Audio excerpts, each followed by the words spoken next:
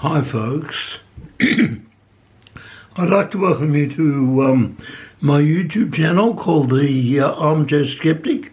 I hope you're all well and I hope you're all happy. My name is Rod and I'm the host of these presentations on the Australian Armchair Skeptic.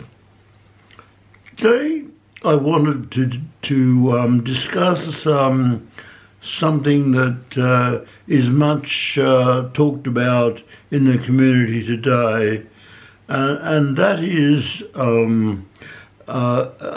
artificial intelligence, AI for short.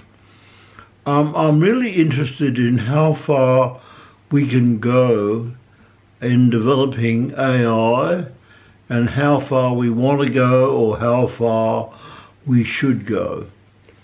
So what I want to do today is to see if it is possible to create an AI mind, like, if you like, a human mind. So my plan of discussing this will be, first of all, to talk about the human mind, what is it, which is a problem and what it involves. And secondly, to see if we could create, develop a machine, an AI machine, that could actually do the same things as the human mind could. So let's get going on it. Now the notion of mind is rather vague actually. It can mean a lot of things. It can mean many things. It can mean soul, it can mean psyche, it can mean a whole range of different concepts.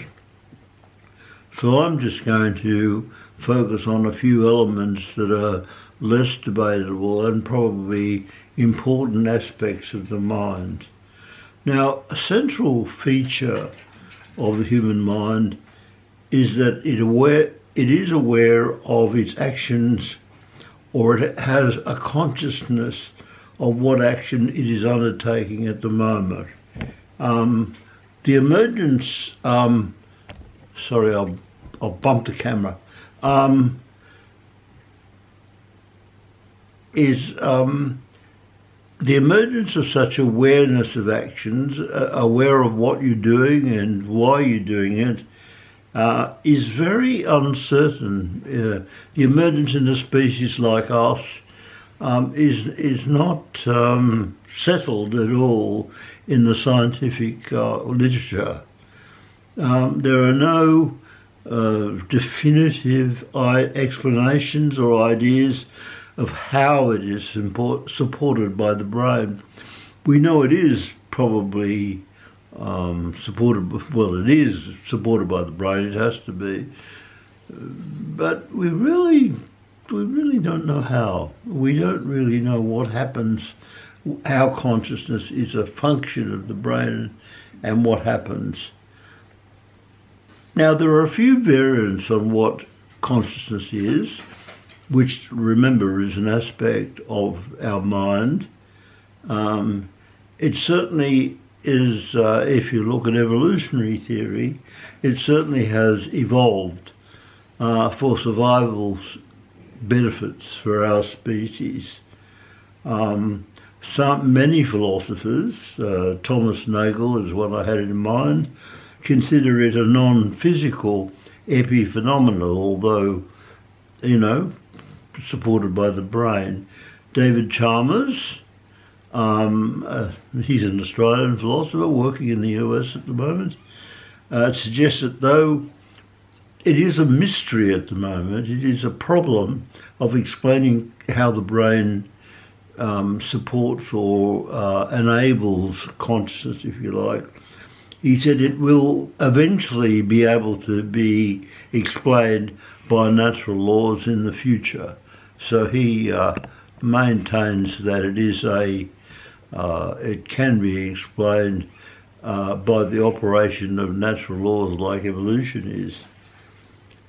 Now, just a little aside, it's difficult to say whether other animals, especially mammals such as primates like us, have a conscious self-awareness of what they're doing. They certainly have some sort of awareness, but whether they have the same sort of awareness of what they are doing is a problem that I don't know what the answer is. It seems to me that the human species is the only species that's actually evolved this form of conscious awareness, and it's only exhibited in human beings. But I'm not sure. I'm not a primatologist like Jane Goodall. I haven't studied it. So there must people who are expert on this have probably a lot more to say about it. Now, all we can say, I suppose, at the moment when we're talking now about the mind and consciousness, which is an aspect of the mind, all we can say with confidence, I think, is the brain. It must be the brain that enables these abilities of self-awareness. However, it would seem also that we need some input from outside of the brain before we can acquire this feature of awareness. And I'm referring back to my earlier presentation on L.S. Vygotsky, the Russian philosopher, psychologist, that we need the input from our culture and from others before we can evolve this ability. So in other words, it would seem that the brain is fairly elastic, and that input from the environment, especially the cultural environment, and from competent socialist others in the culture in which we live, have the capacity to alter how the brain operates, or the architecture, if you like, of the brain. This idea of external inputs altering the brain architecture is quite more or less accepted by many people. Even Richard Dawkins, the famous atheist biologist, has himself invented a term called meme, and the meme is an important cultural part of the evolution of the human species, the human brain, if you like, or the human mind. So there is this acceptance, I think, generally, that we need the input from outside of our brain to actually be able to have this self-awareness, or what we call consciousness. Now, one question that arises from this that I'm going to try and look at, can we provide AI machines with consciousness to make decisions and to perhaps use a language as we do? This is something I'll discuss later.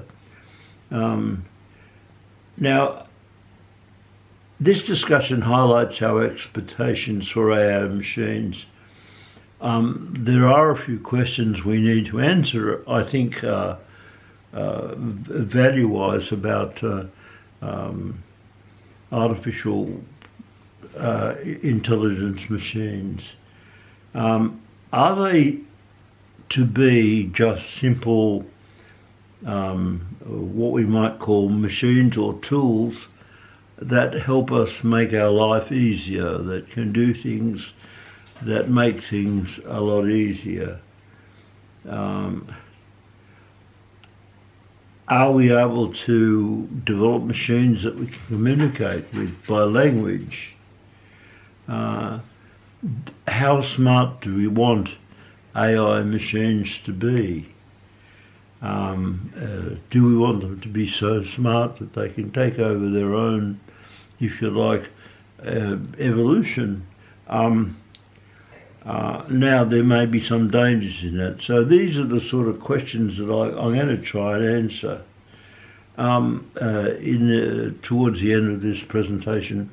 I want to emphasise that this is not what you might call a philosophical presentation or even an academic presentation.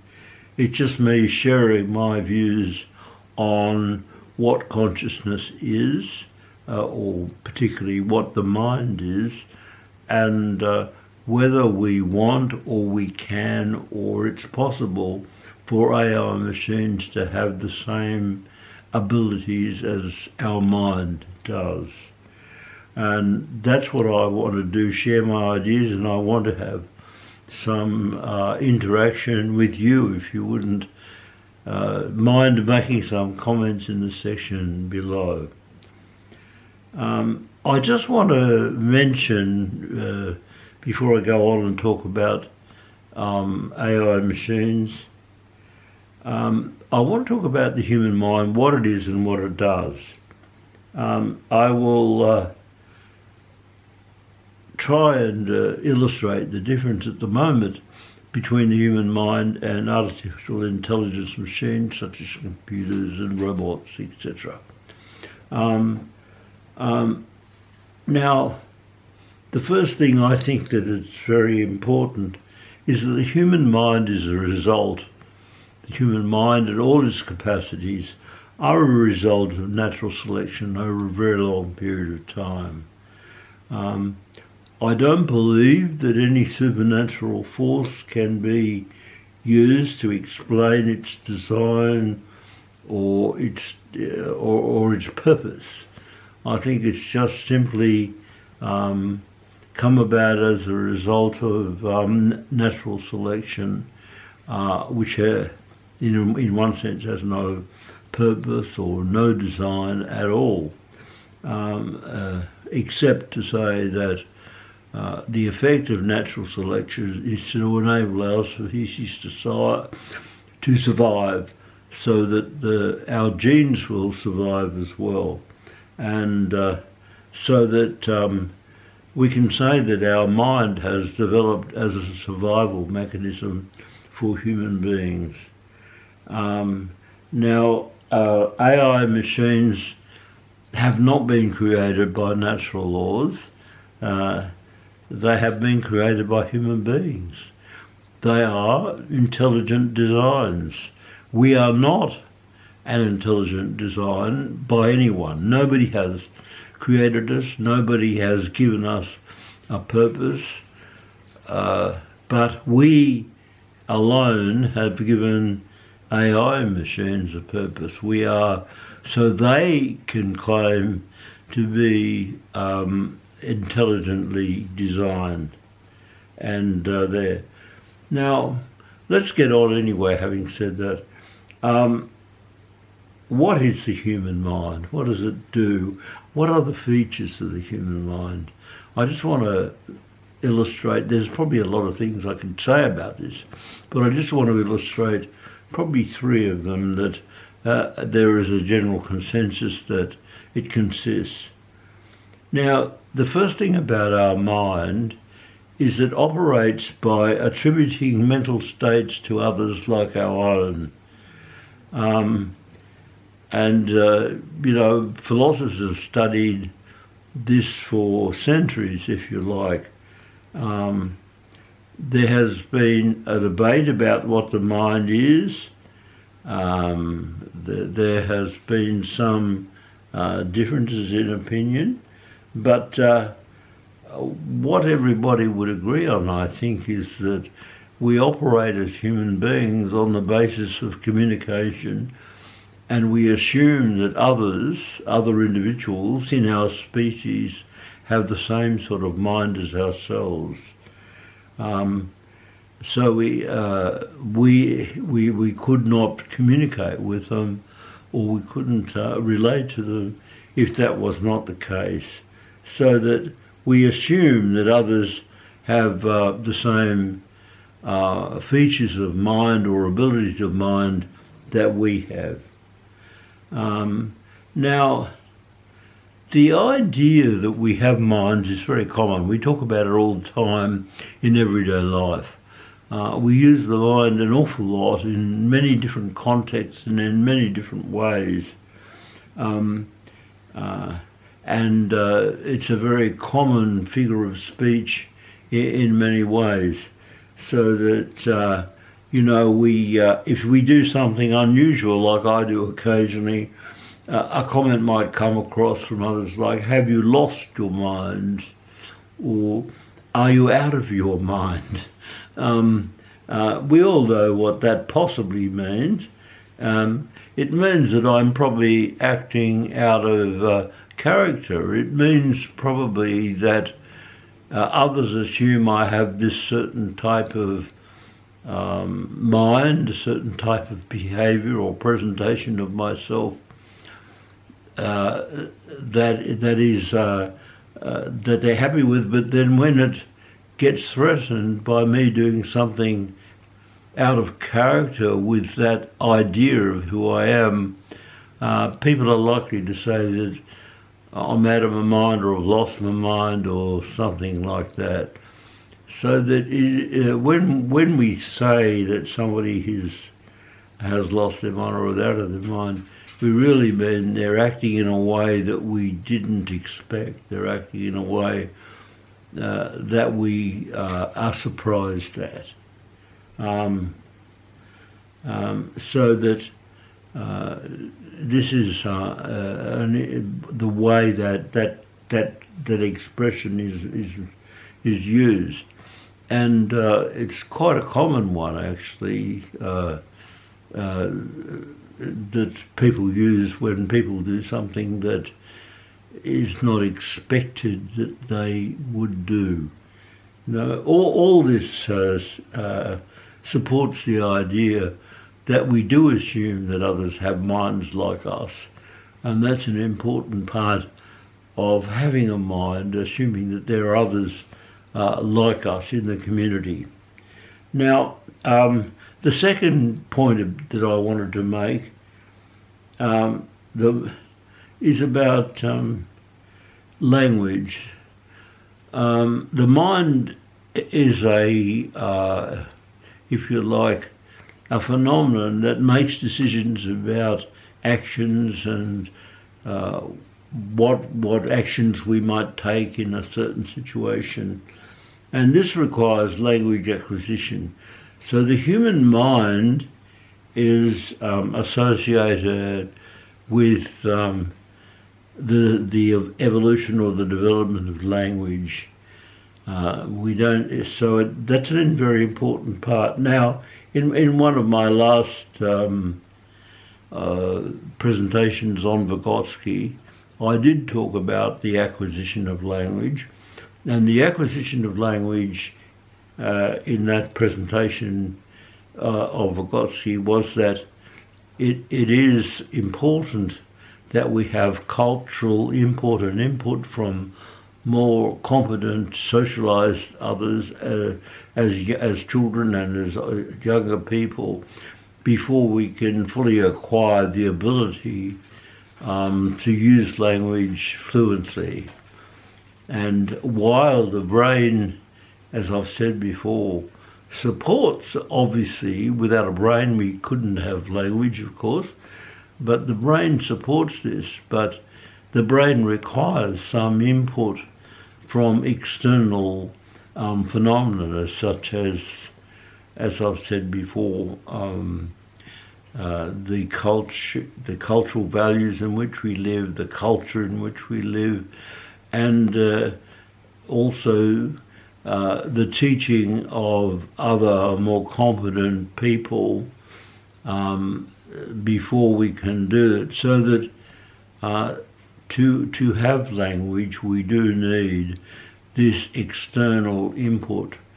The brain does not speak.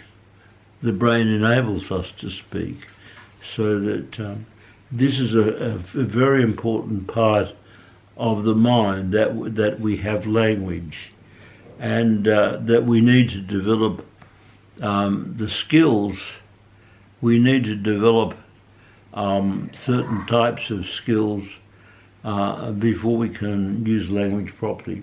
Now, the third thing I wanted to say about mind was the emotions, and this becomes a sort of difficult phenomenon when we're talking about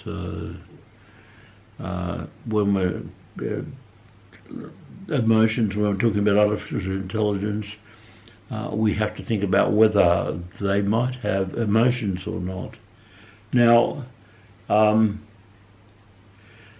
this is an important part of our mind, by the way, that we have emotional, not only do we have cognitive, the mind is not only a cognitive phenomena, it also contains emotional aspects. And it can be, by the way, this can be referred to as affect sometimes.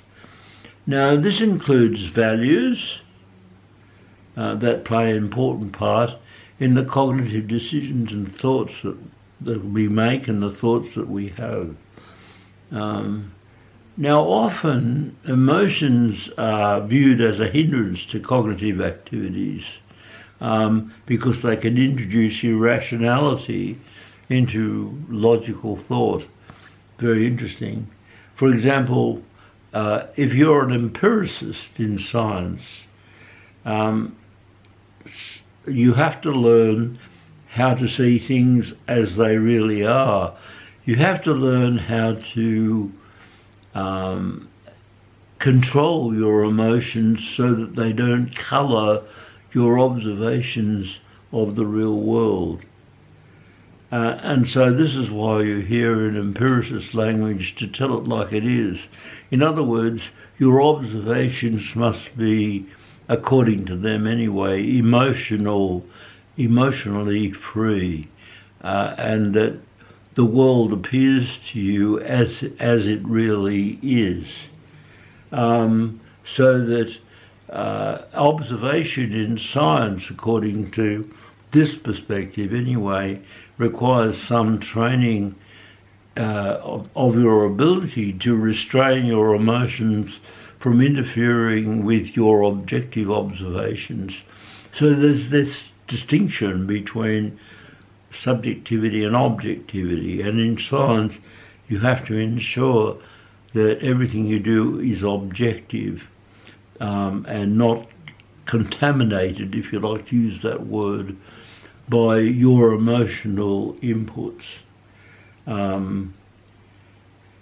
So you learn to, according to this view, ignore or put aside your emotions.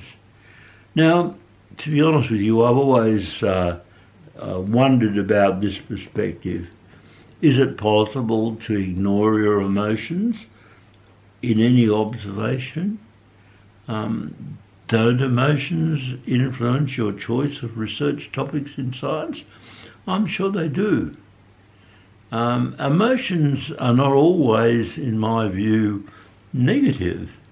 They are, I mean, what we study in science is determined by what interests us, is determined by what excites us, and that's an emotion.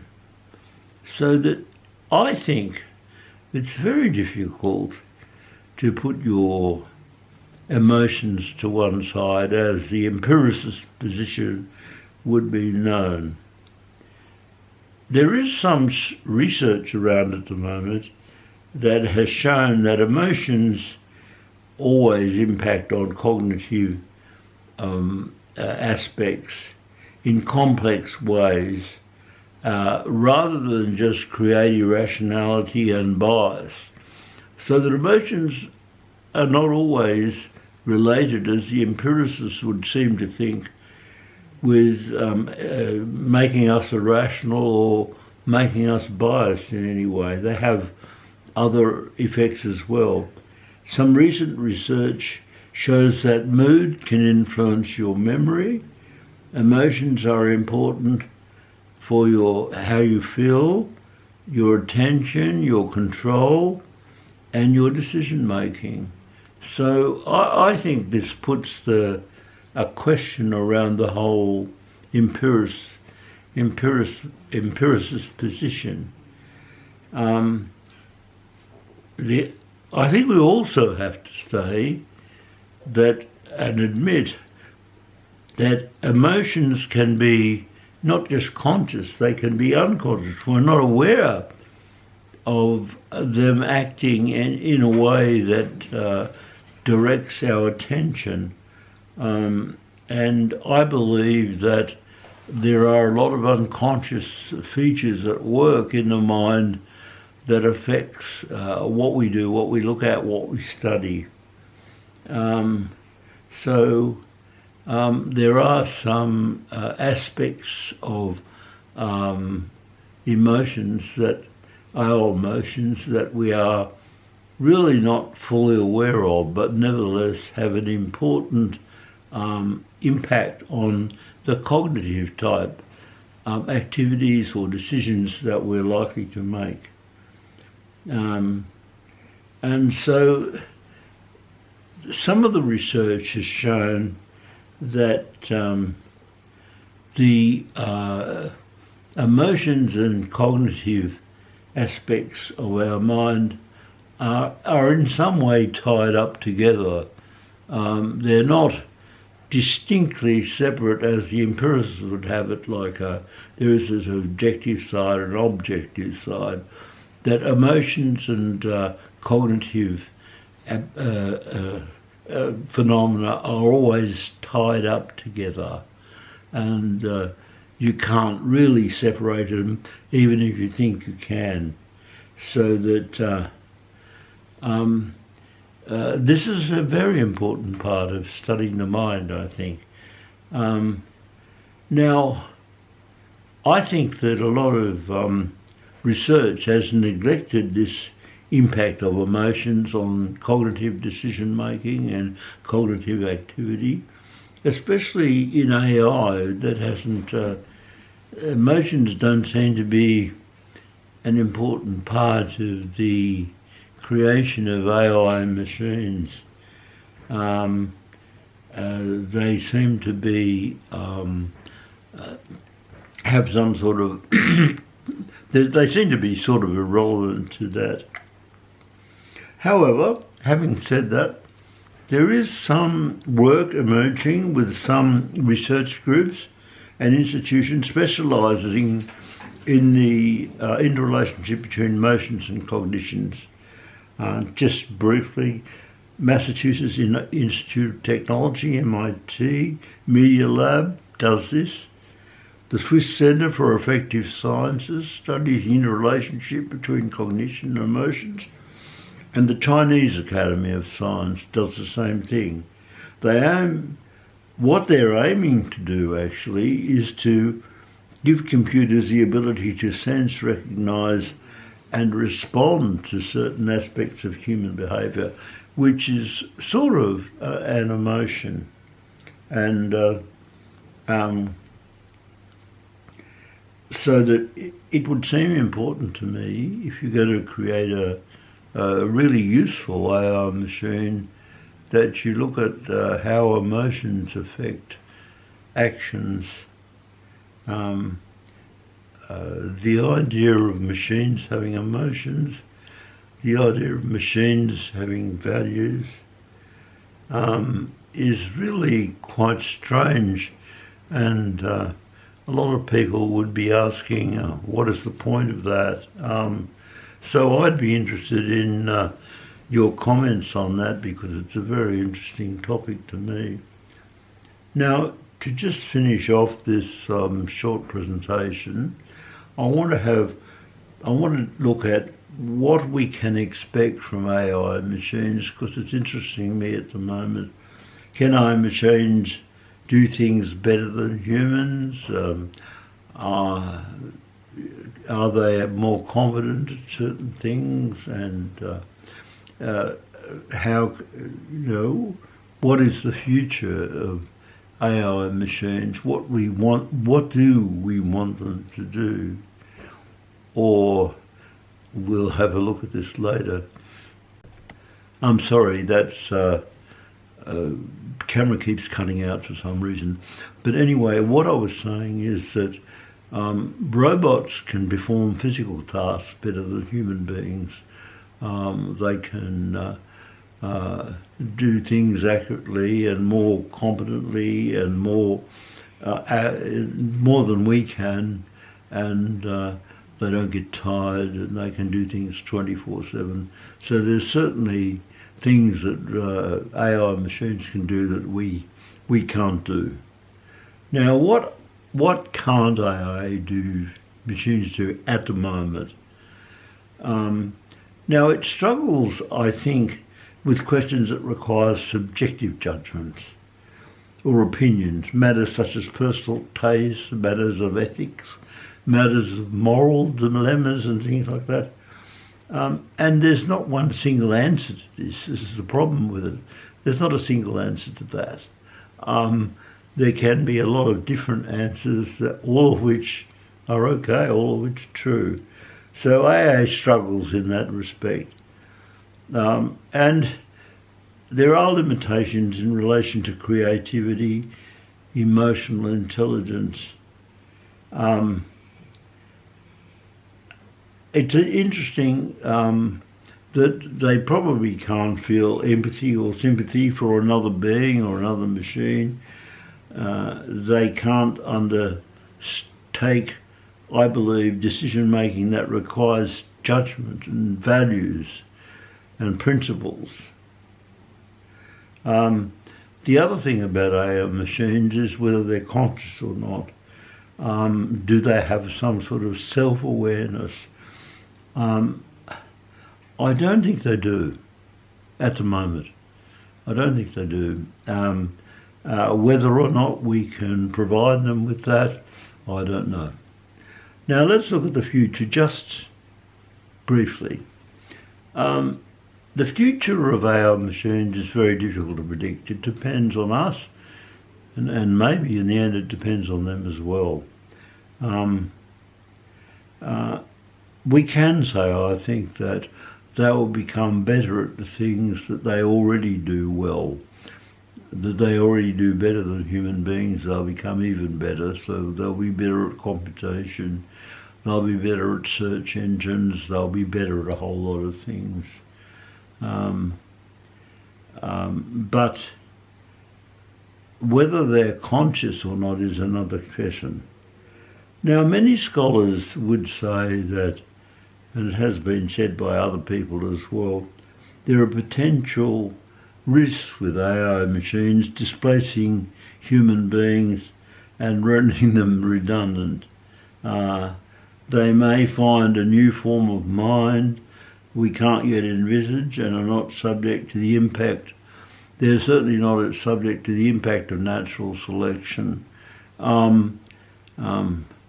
It is natural selection that's provided us with a mind, and that has enabled us to adapt to adaptation to particular environments. Are there other forms of mind possible is the question, and whether AI machines, can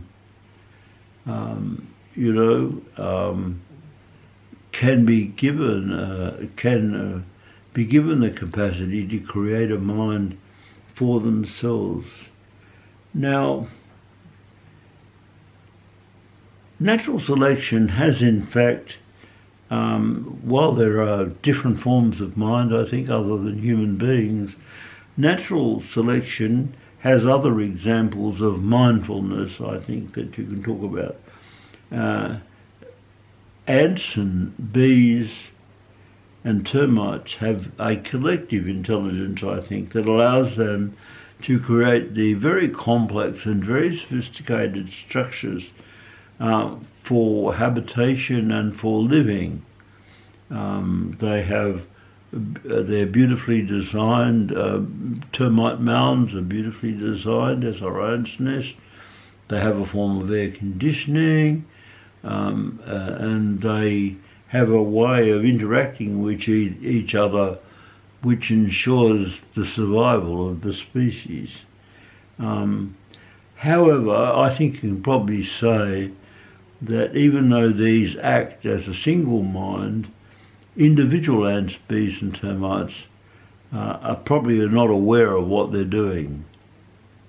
In other words, they don't have an individual consciousness, they just act on the basis of instinct.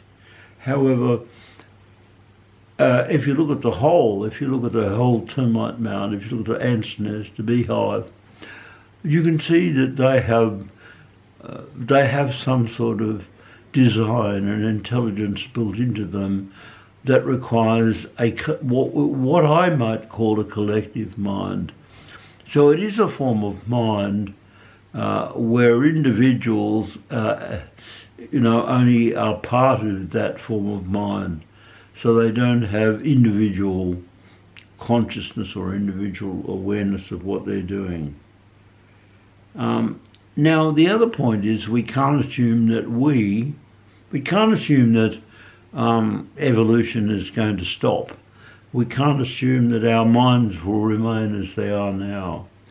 We're the product of an evolutionary process, and our abilities of the mind have evolved over long periods of time, very long periods of time, by natural selection. And this preserves certain traits in us that are important for survival. Evolution is going to continue and potentially changing us, changing the nature of our minds, the nature of what we will do, and maybe leading to a more complex sort of human being, maybe less complex, we don't know, in the future. So we can't ignore the impact of natural selection on our continued evolution, if you like. Now, AI machines have not come about by natural selection, of course. They're being created by us, and they're an artifact to make us more efficient at what we do. But is it possible, they say, this is one of the dangers, they say, they will give themselves a form of mind, a form of mindfulness, and maybe they'll make their mind superior to that of human beings. And maybe they'll give themselves some form of consciousness. As some of the philosophers say, we will understand how the brain in the future probably creates laws by natural laws. And it may become possible for us to design machines endowed with consciousness who can then improve their own abilities without us having any input into that. So that the machines might acquire, some knowledge of how natural laws might have created forms of consciousness, and they may well be able to give themselves that ability. So I'm rather interested in all of that, and I would be very interested in your comments below. I'm sorry for the breaks in this. The camera wasn't behaving as it should behave, and I would like you to share what I'm saying here, maybe a little bit vaguely, with your friends. Ask them to look at this presentation on YouTube, and ask them to subscribe. That'll help me out a bit. So anyway, I wish you well, and I hope you have a very happy day today. Thank you very much.